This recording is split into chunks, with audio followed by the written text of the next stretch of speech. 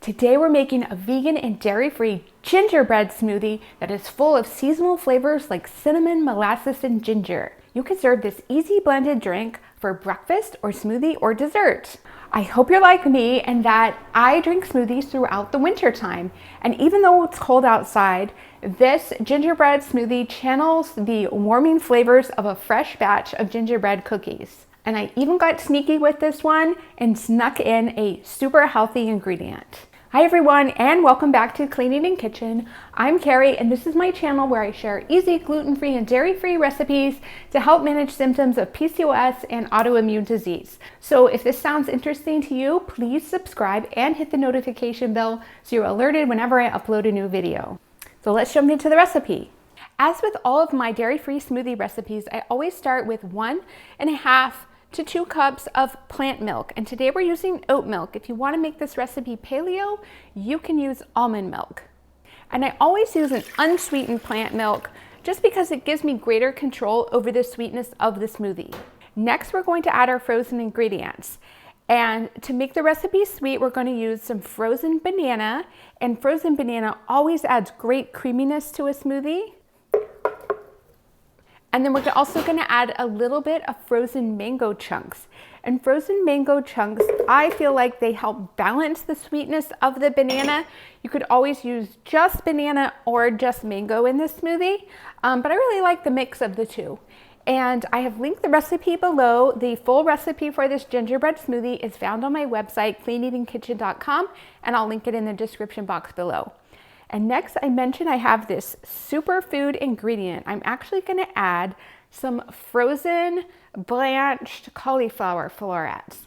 And this is one of my secret ingredients for making smoothies really healthy. And I want to tell you right now how I like to steam and freeze cauliflower florets for my smoothies.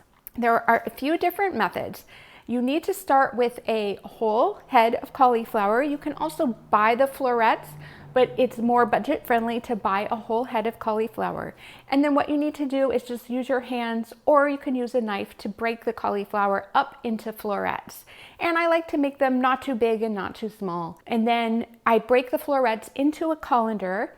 And then I like to put the colander under some fresh running water to rinse off any dirt or anything on the florets.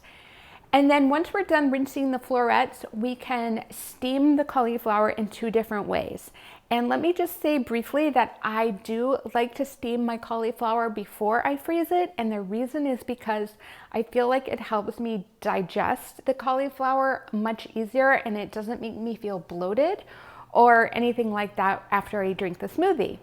And so cooking cruciferous vegetables like cauliflower and broccoli before you eat them can actually help you digest them easier. So it's not absolutely necessary that you cook the cauliflower before you freeze it, but again, I really like doing it this way because it just helps me feel less bloated. So we have 2 methods for cooking the cauliflower florets. The first method is to steam them on the stovetop. You'll need some kind of a steaming vessel for this. I have a pot that has a removable steamer basket, and they're both in stainless steel, which I really like. And so I just put the cauliflower florets into the steamer basket and heat up some water in the pot, and then steam the florets for about anywhere from about 8 to 10 minutes. They'll be nice and soft. We don't want them to turn into mush, but we do want them to be cooked through. A second method for cooking cauliflower florets is to cook them in the microwave. And this is a really easy method. You just put your florets into a microwave safe bowl. I like to use glass, and you cover it with some plastic wrap. You need to add a few tablespoons of water to the bowl, cover it with plastic wrap, and then poke a few holes into the top of the wrap, and then put the bowl into the microwave for about 5 minutes. And then the way that we're going to freeze our cooked cauliflower is to simply line a small baking sheet with parchment paper, and then we're going to transfer the cooked cauliflower florets onto the parchment paper, and then we'll place the baking sheet into the freezer for several hours until the cauliflower is cooked through. until the cauliflower is frozen. That will take several hours, and then we can just transfer the frozen cauliflower into some kind of a bag, and that can stay frozen for several months. And then we're using several of those frozen cauliflower pieces in our smoothie today.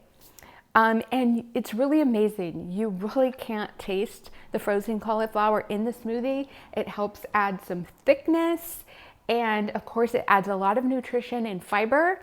And again, I think for picky eaters, or if you just want to kind of add nutrition to a fun smoothie like this is a really great hack. Okay, next we need to add our gingerbread flavors to our smoothie.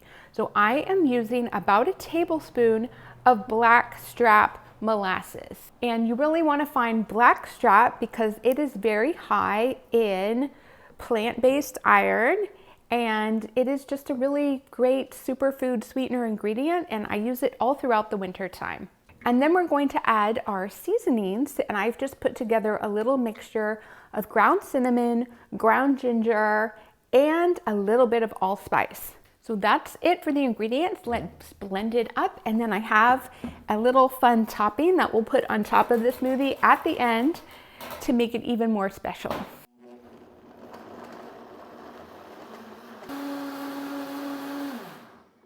Okay, that really only took about 30 seconds to be perfectly blended and smooth. And there's just no chunks. We don't want any bites of cauliflower or anything to give away what we have put inside this delicious smoothie. So let's go ahead and serve it up, and then I'll show you, as I mentioned, how I make it a little bit special. So I like to make this smoothie extra special by topping it with some coconut-based whipped cream. And then I like to smash up a couple of gingerbread cookies. I use gluten-free ginger cookies, and I put one on top, and then I put a little bit of the crumbs on top. And it really feels like a special little dessert smoothie. And don't forget, we have a serving of cauliflower in here. So let's give it a taste. I will try not to make a huge mess. This just looks so good. It tastes like, I just immediately taste the ginger, and the banana taste is not too strong, especially because we balanced it with the mango. I am in love with this smoothie recipe. I'm going to be drinking this all winter time long. So I hope that you love this recipe too. And I would like to start featuring some more of my smoothie recipes. You guys seem to like that. So let me know if that sounds interesting to you. And I will link to a playlist of some of my special smoothie recipes. I hope you'll check it out. And you should definitely watch my pumpkin pie smoothie recipe that I posted a few weeks ago. I will link that on the screen, and I'll see you in the next video. Cheers, everybody.